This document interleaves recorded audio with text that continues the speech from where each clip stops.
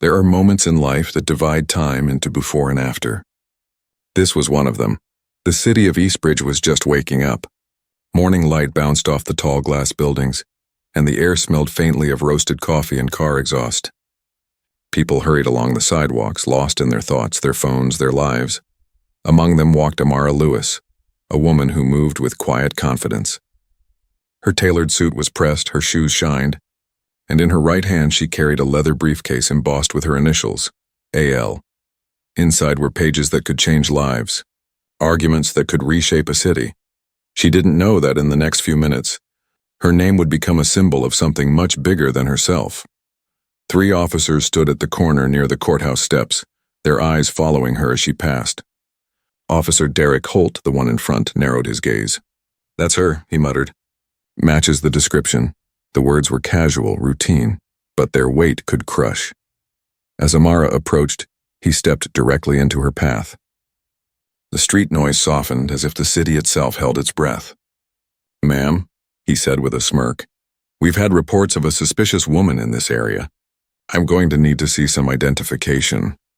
Amara stopped. Calm. Measured. Her voice carried the kind of control that made people listen. "Suspicious? On what grounds, officer?" Behind him, Officer Reed shifted uneasily, hand resting near his belt. The third, Sergeant Mallory, said nothing but watched closely, his expression carved from years of authority. Around them, people slowed down. Phones appeared, recording what might turn into something bigger. Someone whispered, "Is she a lawyer or something?" Amara's calm presence drew attention, but not the kind the officers expected. "I'm simply walking to work," she said evenly. "Unless I'm being detained for a specific reason, I'll be on my way." Officer Holt laughed under his breath. "We can do this the easy way or the hard way, ma'am." It was a phrase he'd used dozens of times, one that usually worked. But not this time, because what he didn't know, what he couldn't know, was that Amara Lewis wasn't just anyone walking to work. She was on her way to preside over one of the most important civil rights cases in the state. Lewis versus Eastbridge Police Department, a case about unconstitutional stops and racial profiling. In less than an hour, she was supposed to be seated behind the bench, deciding the future of the same department that was now surrounding her. The crowd grew thicker. A young woman in a red coat whispered to her friend, "Why are they stopping her? She didn't do anything." Another man began recording from across the street. Every passing second turned ordinary citizens into witnesses. Amara adjusted her grip on her briefcase. Her posture was perfect, calm, upright, deliberate. "I am an officer of the court," she said quietly, "and you are violating my rights by detaining me without reasonable suspicion." Her voice didn't rise. It didn't tremble, but it cut through the noise with precision. Sergeant Mallory raised an eyebrow. "Lady, you fit the description of a suspect from earlier. Don't make this harder than it has to be." Her lips curved slightly. "A suspect who looks like me? Or one who is me?" The question hung in the air like a charge before lightning. Phones lifted higher. Whispers turned into murmurs. Someone said, "They better be careful. She sounds like she knows her stuff."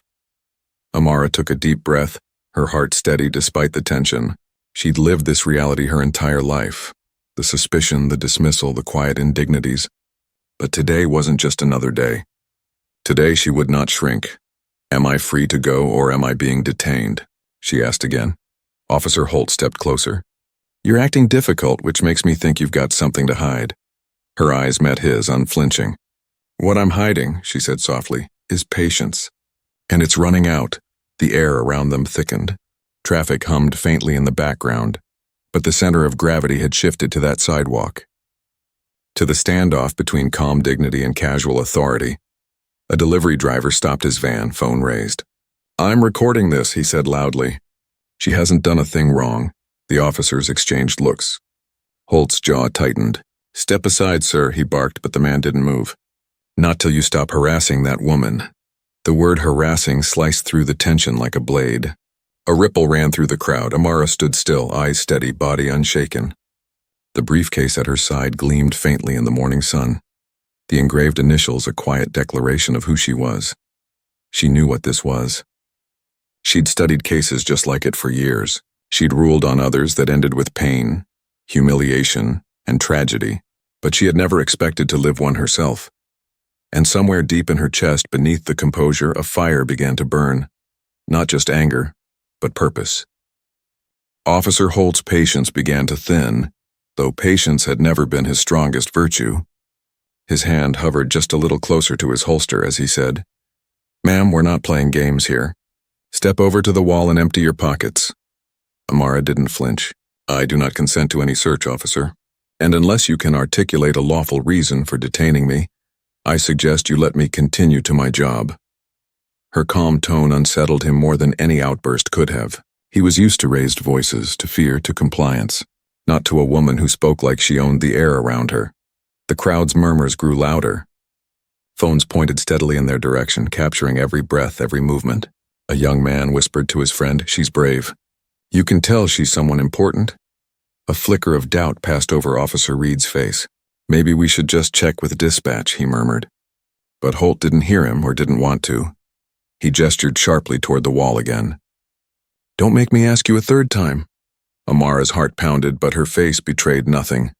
"Then detain me properly," she replied. "State the suspected crime, provide your probable cause, and make it clear under what authority you're doing this." That's when Holt's smirk faded. He didn't expect legal vocabulary from a woman he assumed to be powerless. Before anyone could speak again, a voice rang out from behind the crowd. "Hey, what's going on here?" It was an older man in a gray suit, his briefcase swinging from one hand. He was just another passerby, but his tone carried the confidence of someone used to boardrooms and morning meetings. "Move along, sir," Holt snapped. Never breaking eye contact with Amara, the man hesitated, then glanced at her. Something in her composure made him pause. He looked between the officers and her, but instead of interfering, he kept walking. The seed of doubt had been planted. Amara took a deep breath. "Gentlemen, I'm due at the courthouse. If you continue this, you'll not only be detaining me without cause, you'll be obstructing justice." "Obstructing justice," Holt echoed mockingly. That's a big phrase for someone who's about to be cuffed. Reed shot him a warning glance. "Come on, Derek," he muttered.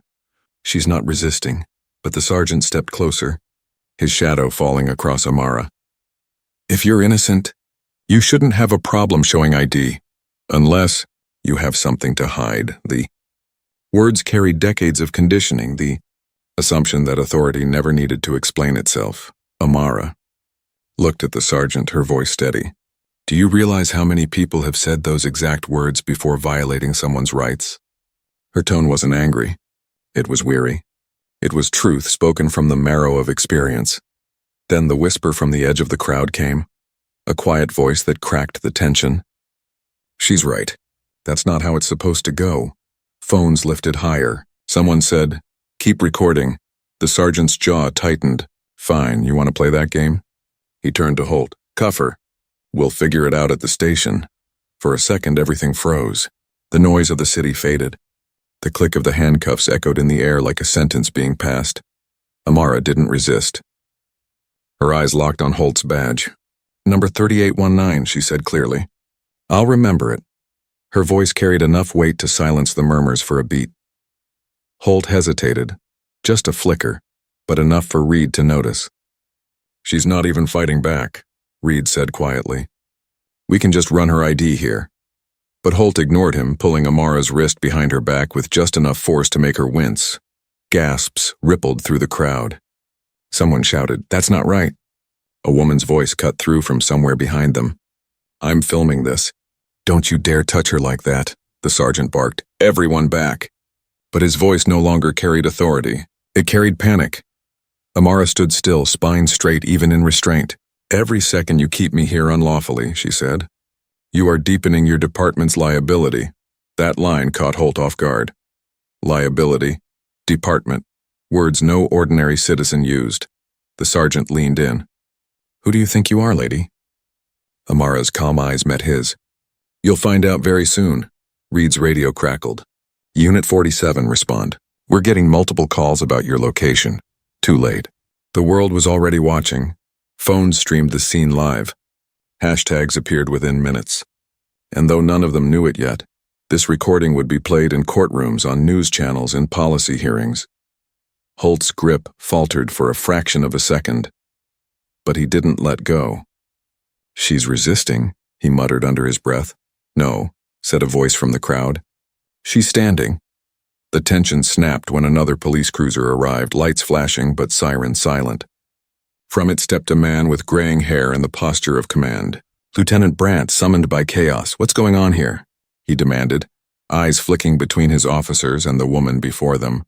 Holt straightened immediately. Possible suspect matching a description. Refused to cooperate. Amara spoke before the lieutenant could respond. I have refused nothing lawful. I have only asked for cause. The lieutenant's expression wavered. He wasn't sure who she was, but her composure made him second-guess everything. Let's take a breath, he said, lowering his tone. Ma'am, if you'd just show some identification, we can clear this up quickly. Amara looked him squarely in the eyes.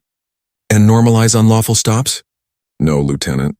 You and your officers have no reasonable suspicion to detain me. Her words, delivered with quiet certainty, rippled through the bystanders. Someone murmured, She's quoting the law. Another person whispered, I think she's a judge. That whisper spread fast, crossing the crowd like fire in dry grass. The lieutenant frowned. A judge? He repeated, not yet believing it. Amara didn't confirm. She didn't need to. Her silence, her control, her tone, everything about her carried authority. Lieutenant, Reed said under his breath, maybe we should verify, but before he could finish, a uniformed federal marshal appeared at the edge of the crowd, his badge flashing in the sunlight. He was moving fast, his expression sharp with urgency. Officers, he called out, voice firm. Step away from that woman immediately. Holt turned, startled. Who the hell are you? The marshal didn't stop. I'm with the U.S. District Court, and the woman you've got in cuffs is Judge Amara Lewis. The street fell silent. The crowd stopped breathing. Even the wind seemed to pause. Holt froze, the color draining from his face. Reed's hand dropped from his belt. The lieutenant's jaw slackened. For one heartbeat, nobody moved. Then the marshal spoke again, louder this time. Judge Lewis is scheduled to preside over the hearing against your department this morning. The words shattered the silence like breaking glass. Gasps, laughter, disbelief rippled outward. Someone shouted, Oh, they messed up now. Amara stood still, her head high, wrists still bound. Her voice when she spoke was calm as thunder. Take your hands off me, she said quietly, and pray that your names never leave my courtroom record. Holt released her wrists as if they'd burned him. The cuffs clattered to the sidewalk. All around, phones caught every second of it. The faces of the officers, the stunned lieutenant, the calm authority of the woman they had underestimated. The crowd began to clap. Not loud or mocking, but slow, deliberate. And in that moment, under the gaze of dozens of cameras and witnesses, a shift began. The story was no longer about a stop. It was about power meeting accountability. Judge Amara Lewis picked up her briefcase, turned toward the courthouse 2 blocks away, and began to walk. Behind her, 3 officers stood motionless, realizing that a 5-minute stop had just become the turning point of their entire careers. The sound of her heels against the pavement was the only thing anyone could hear. Each step carried a message. Calm, precise, irreversible, and the city of Eastbridge had just witnessed history beginning to move. By the time Amara reached the courthouse steps, the city had already begun to talk. The incident was spreading through social media faster than any official statement could catch up. Clips from bystanders were uploaded, reshared, and captioned with disbelief. A woman detained by police on her way to work wasn't new, but a judge detained by the very department she was about to hold accountable, that was something different. Inside the courthouse, security officers stood straighter than usual as she walked past. The marble floors echoed beneath her steps, the sound crisp, commanding. Her clerk, Daniel, rushed toward her, eyes wide. Judge Lewis, we were about to send someone looking for you. Are you all right? She nodded once, her calmness back in place like armor. Delay the session by 15 minutes, she said, and contact the marshal's office. I need copies of all incident recordings and any dispatch calls made in the last hour. Daniel hesitated, his voice dropping. It's already on the news, ma'am. Amara paused mid-step. How widespread? Every major outlet, he replied. And the videos, they're everywhere. People are calling it the most public case of irony in the city's history. Her face remained unreadable. Then it's time to turn irony into evidence. When she entered the courtroom, whispers rolled like wind through tall grass. Every bench was filled. Journalists squeezed in behind legal observers, their pens poised, their cameras respectfully lowered but ready. Even the opposing counsel looked unsettled. The police department's attorney, Mark Hansen, adjusted his tie twice before standing. "Your Honor," he began carefully, "given the morning's events, the department formally requests your recusal from this case." The room went still. Amara met his gaze evenly. "On what grounds, Counselor?" Hansen cleared his throat. "You were directly involved in an encounter with officers from the department currently under investigation.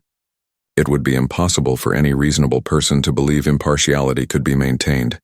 She considered this quietly, letting the silence stretch until even the sound of breathing seemed loud. Then she spoke. "Motion denied." Hansen blinked, visibly taken aback. "The law," Amara continued, her tone even, "requires recusal where bias exists or could reasonably be perceived. This morning's incident does not create bias, it provides evidence. I was treated no differently than the plaintiffs who brought this suit. What I experienced is directly relevant to the claims before this court." A quiet murmur spread through the gallery. Someone whispered, "She's not backing down." Amara's voice grew steadier, not louder, just firmer. "This court exists to determine whether the Eastbridge Police Department engages in unconstitutional stops and detentions. This morning, I personally witnessed the exact behavior under review. That experience does not compromise this court's objectivity. It confirms the urgency of its purpose." Hansen swallowed hard, then sat down without another word. Amara turned to the clerk. "Proceed with the evidence presentation." The screens along the courtroom walls came alive. Charts, numbers, reports. Years of data compiled by investigative teams and oversight committees. Each number told a story. Patterns of bias, missed accountability, cycles of power unchecked. "In the last 5 years," Amara said, reading from the files before her, "Black pedestrians in this city have been stopped at 8 times the rate of white pedestrians. 79% of those stops resulted in no charges. 87% of the complaints were dismissed without investigation." She paused, letting the figures sink in. "The department calls this coincidence. The law calls it a pattern." The police commissioner, seated beside Hansen, shifted in his chair. "Your Honor, if I may," she held up a hand. "You may answer only when I finish." Her tone wasn't sharp, it was absolute. "The public deserves to know whether these encounters are grounded in safety or prejudice. Numbers alone cannot tell that story, but behavior can." The room seemed to lean closer, every person aware they were witnessing something historic. "I have reviewed your training records, Commissioner," Amara continued. "Your department allocates 12 times more funding to tactical equipment than to constitutional training. You've increased your armored vehicle budget while cutting oversight programs by nearly 40%. The commissioner's mouth opened, then closed again. "Budget decisions are complex, Your Honor. Justice is simple," she replied. "You either uphold the Constitution or you don't." The tension in the courtroom grew dense, but beneath it ran something else. A quiet, rising current of realization. For once, power was being forced to look at itself. Amara leaned forward slightly. "I am not here to humiliate your department, Commissioner. I am here to restore balance. To remind this city that law enforcement and the law are not the same thing." For a long moment, no one spoke. The silence carried more weight than any argument could. Outside the courthouse, people had gathered. Screens played the live news feed, showing the woman who had been handcuffed an hour ago now commanding the room with unwavering poise. Protesters, community members, even police families stood together, united not by sides but by disbelief at what they had seen unfold. Inside, the hearing stretched into the afternoon. Each exhibit, each testimony layered over the last, building toward something inevitable. When Amara called for a recess, even the officers seated behind their counsel avoided her gaze. She returned to her chambers, Daniel waiting with a tablet in hand. "Your Honor, you should see this." On the screen were comments flooding in from all over the country. Judges, lawyers, and everyday citizens expressing outrage, support, reflection. One message caught her eye. "For the first time, someone powerful understands what we go through." She read it twice, quietly. "This isn't about power," she said at last. "It's about principle." But she knew that principle alone wouldn't be enough. The system had survived outrage before. What it had never survived was proof, and she now held both. That night, the city didn't sleep. Commentators debated ethics, officers' unions issued statements, and public officials scrambled to respond. But Judge Amara Lewis? She prepared for day 2 of the hearing, calm, precise, and ready to turn one street encounter into a case that would reshape an entire department. The next morning, when she walked into court, the gallery was packed beyond capacity. Cameras weren't allowed, but the energy of the room made up for it. The public wanted justice, not revenge, but clarity, and they would get it, because today she wasn't just presiding over a case. She was standing for every person who'd ever been stopped, silenced, or dismissed for looking like someone who fit the description. When court resumed the next morning, the air was heavy with expectation. Reporters filled the hallway outside, and even the marble seemed to hum with quiet tension. Inside, the bench stood ready, draped in sunlight that filtered through high-arched windows. Everyone waited for her. When Judge Amara Lewis entered, the room rose as one. She took her seat, adjusted her robe, and looked out at the sea of faces. No one dared whisper. The silence was its own form of respect. "We will continue," she said, her tone even but resonant. "Mr. Hansen, call your first witness." The attorney hesitated, flipping through papers that suddenly seemed inadequate. He stood. "The defense calls Police Commissioner Roland Hayes." The man rose from his seat with visible unease. His uniform was immaculate, but his eyes betrayed fatigue. He took the oath, sat down, and adjusted the microphone before him. "Commissioner," Amara began, "how long have you served in your current role?" 7 years, Your Honor. "And during that time, how many civilian complaints about unlawful stops have you personally reviewed?" He blinked. I don't handle individual cases directly. "So you delegate oversight of constitutional violations?" she asked. "Yes, ma'am. To the Internal Affairs Division." Her gaze didn't waver. "And how often do they find those complaints substantiated?" Hayes shifted. "Less than 10% on average, out of thousands of reports, correct. And yet, your department's records show that body camera footage was missing or inactive in nearly 60% of those incidents. How does your office ensure accountability when evidence is so conveniently absent?" He opened his mouth, but no answer came. The cameras of memory, every recording device that had caught her detention, hung unspoken between them. Amara leaned forward slightly. "The public has been asked to trust that your officers act with integrity. Tell me, Commissioner, what does integrity mean when the law itself becomes optional?" A hush fell over the courtroom. It wasn't anger in her voice, it was disappointment, deep and precise. She turned to the projector screen. "Let's review Exhibit 47. On the screen appeared data, years of stops, arrests, complaints. The numbers told their own story. According to your department's internal review, officers in District 12 stopped black citizens at 9 times the rate of others. 93% of those stopped were released without citation. Do these numbers suggest safety or suspicion, Commissioner?" He swallowed hard. "We patrol high crime areas, Your Honor. It's not about race, it's about patterns." "Patterns," she repeated quietly. "And who defines them?" Her question lingered in the air like smoke. No one moved. She nodded to Daniel, who cued the next slide. "Officer Derek Holt, badge number 3819. 17 complaints in the last 5 years for unlawful detainment. No disciplinary action taken. Sergeant Mallory, 13 complaints. Officer Reed, 8. Combined, these 3 men account for more stops than 30% of your department. They're not anomalies, Commissioner. They're your reflection." The commissioner's jaw tensed, and for a brief second, his mask of confidence slipped. "The irony," Amara continued, "is that these same officers encountered me yesterday morning. They did not see a judge or a citizen or a woman simply walking to work. They saw what their assumptions told them to see. And that, Commissioner, is the crux of this case." Someone in the audience exhaled audibly, breaking the silence. "The defense will remind the court," Hansen interjected weakly, "that the officers acted on a description that was consistent with prejudice," Amara interrupted, calm but final. "Descriptions don't grant permission to abandon procedure." Her words landed with quiet force. Hours passed.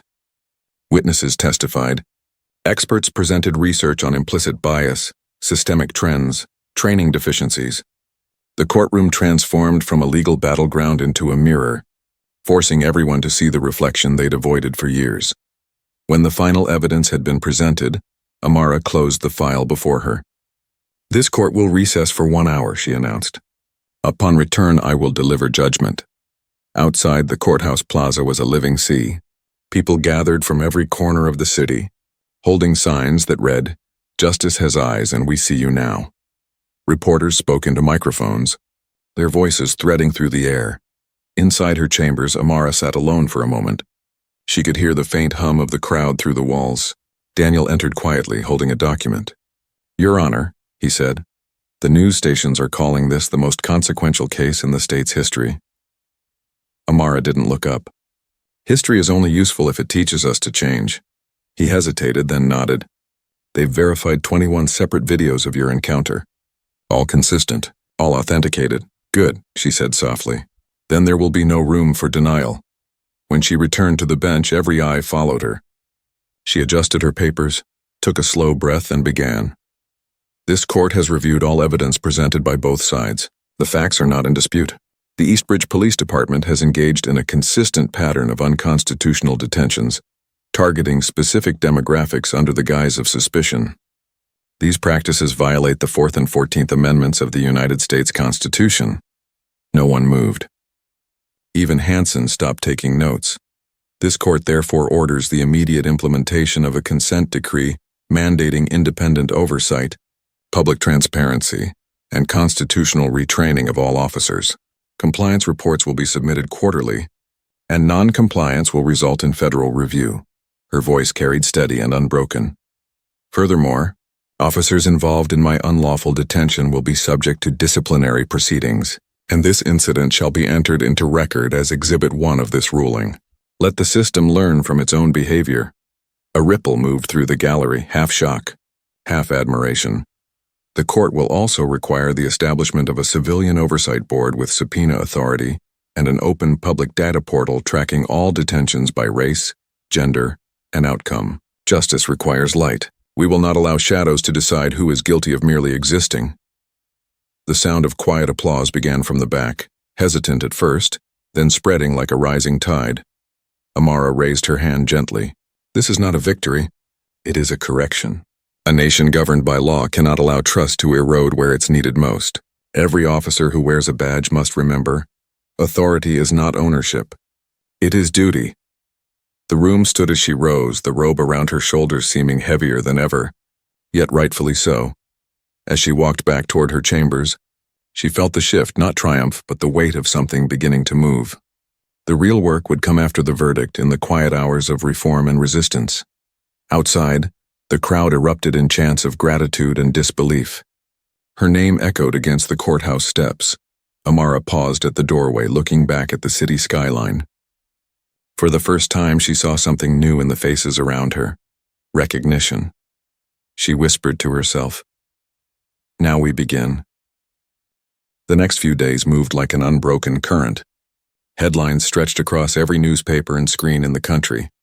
Judge orders sweeping police reform after own detention. A city faces its reflection. Justice meets irony in Eastbridge. The courthouse steps became a gathering place for conversation instead of confrontation. Students, lawyers, mothers, and even off-duty officers stood side by side, arguing, listening, debating.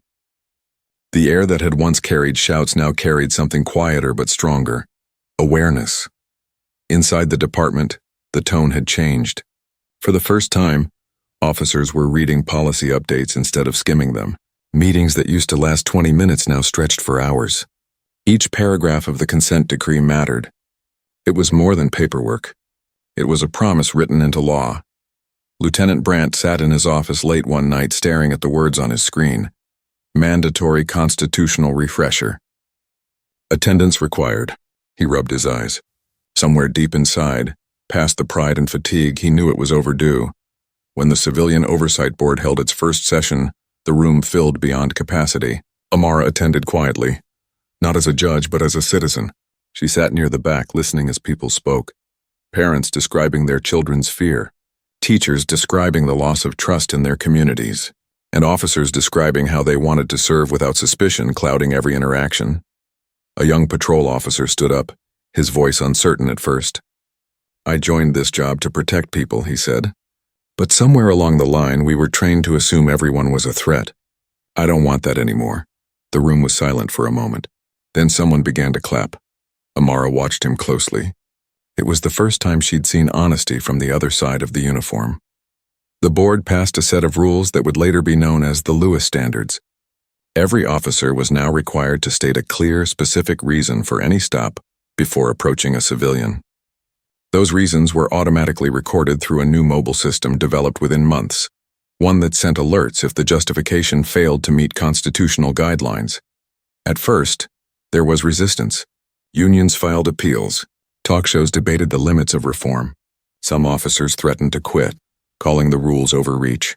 But data doesn't bend to opinion, and within 3 months the numbers began to tell their own story.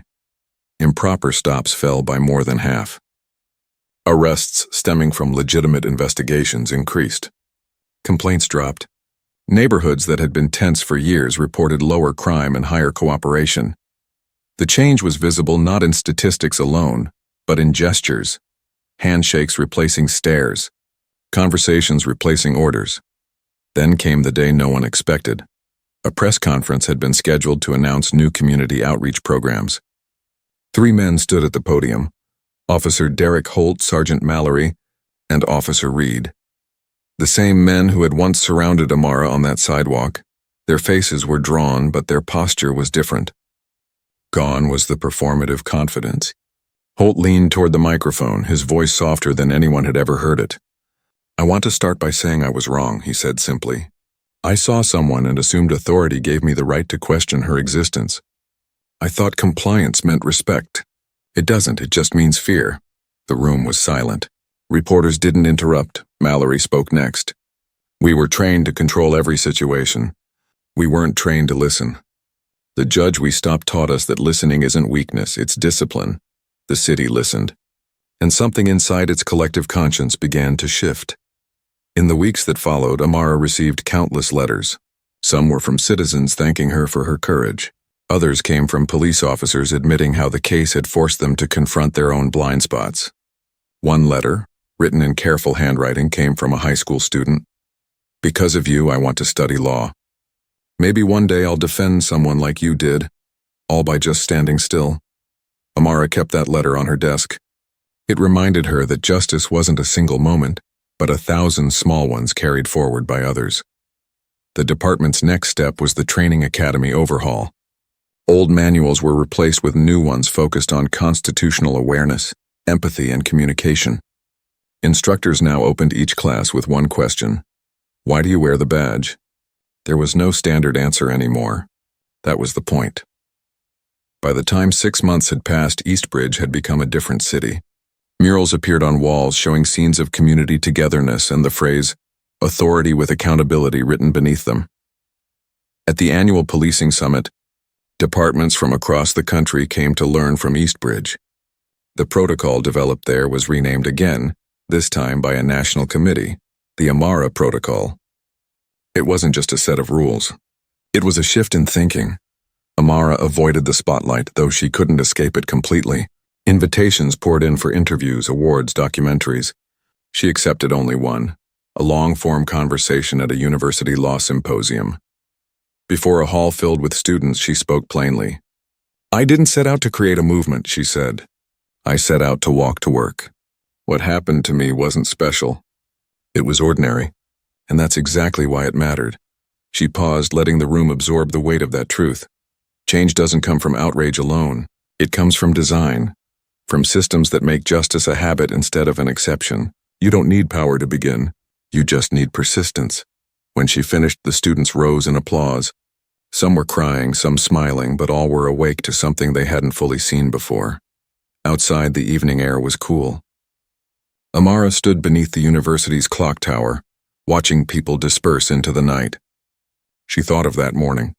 The cold metal of the handcuffs, the disbelief in the officer's eyes, the sound of her name echoing across the crowd.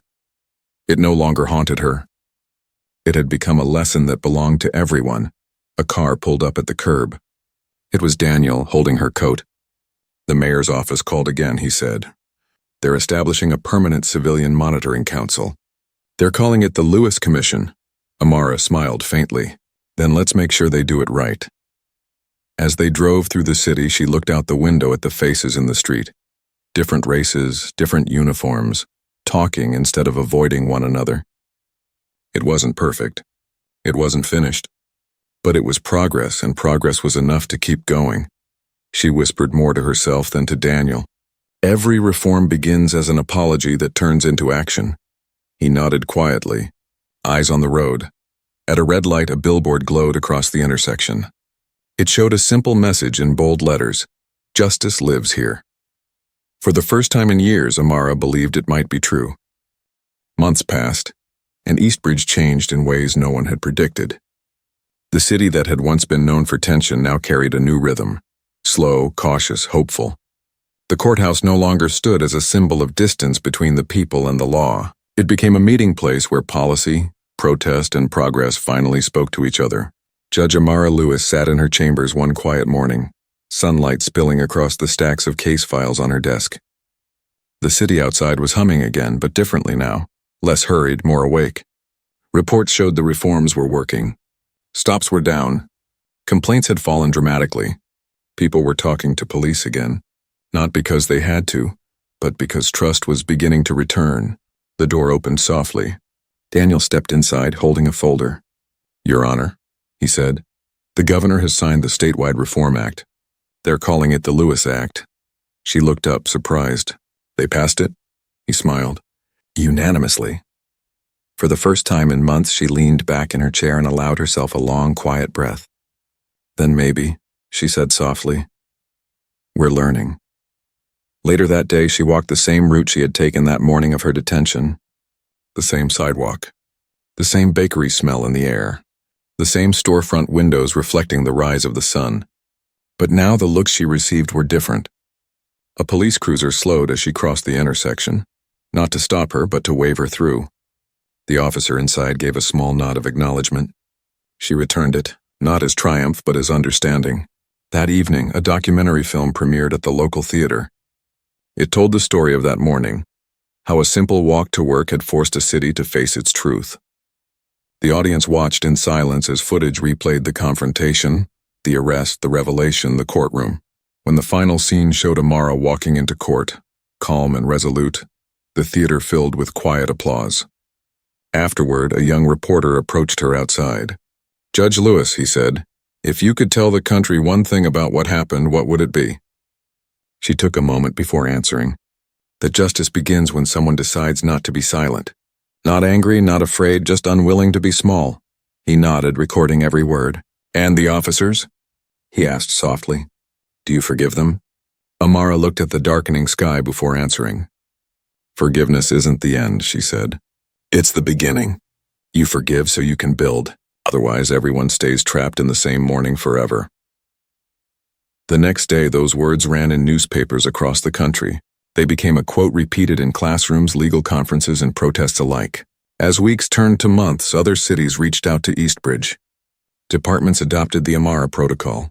Training centers named new courses after her ruling. Communities that had once feared reform now requested guidance on how to start their own. One afternoon, she received a letter from an officer in another state. It was short, handwritten, and honest.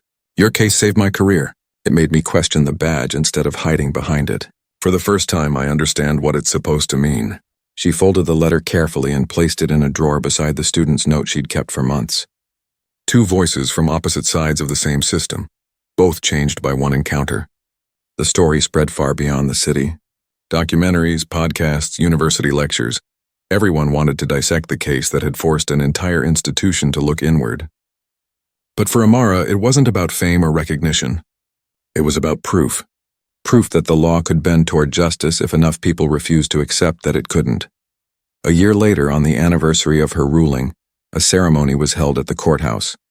The marble steps were lined with citizens, officers, children holding small flags. The mayor stood before the crowd reading the proclamation. "This day shall be recognized as Justice Renewal Day, honoring the moment Eastbridge chose courage over comfort." When Amara was invited to speak, she walked to the podium slowly, her black robe replaced by a simple gray coat. The air was cold but clear. She looked out over the faces before her, diverse, expectant, human. "I didn't change this city," she began. "You did. You watched. You questioned. You demanded more from those who swore to serve you. And when you were told to look away, you didn't. The crowd was silent, hanging on every word. Justice, she continued, isn't a building or a badge. It's not a robe or a courtroom.